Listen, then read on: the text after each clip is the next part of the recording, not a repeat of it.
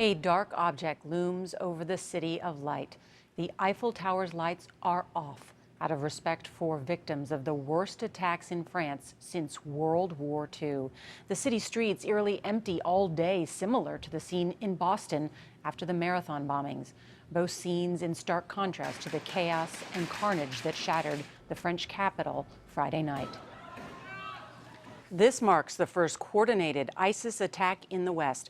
Joining us now is Michael Morell, a former deputy director of the CIA and CBS News senior national security contributor. Michael, good evening.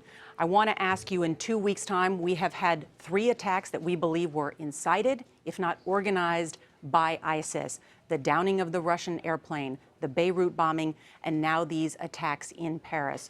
Are we underestimating ISIS's capabilities? Nora, I don't think it's possible to overstate the significance of what's happened here in the last 2 weeks. The downing of the airliner, only the 3rd time that a bomb has brought down an airliner in a quarter century. And as you mentioned, this appears to be the first ISIS-directed attack in the West, the 2nd largest terrorist attack in the West since the Madrid bombings. This is very, very significant. I mean, ISIS has said they want to be a global terrorist organization. How can we deny that they've succeeded? So I think they are succeeding. And what that says to me, Nora, is that our strategy to defeat them, our strategy to degrade them is simply not working. One of the responsibilities, Nora, of an intelligence official is to be able to look the president in the eye and tell him that his policy is not working.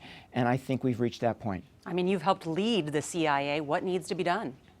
One of the things that we have to look at, Nora, is how were they able to move these operatives from the Middle East, at least some of them, to Paris, and more importantly, how were they able to communicate under the radar? And I think that's going to be the most interesting issue, because I think what we're going to find is what we've worried about for the last year is that they're using encrypted communications.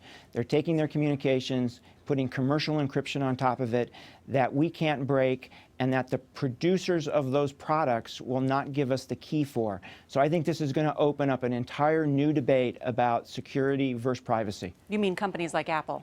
Correct, absolutely. All right, Michael Morell, thank you for joining us. Welcome.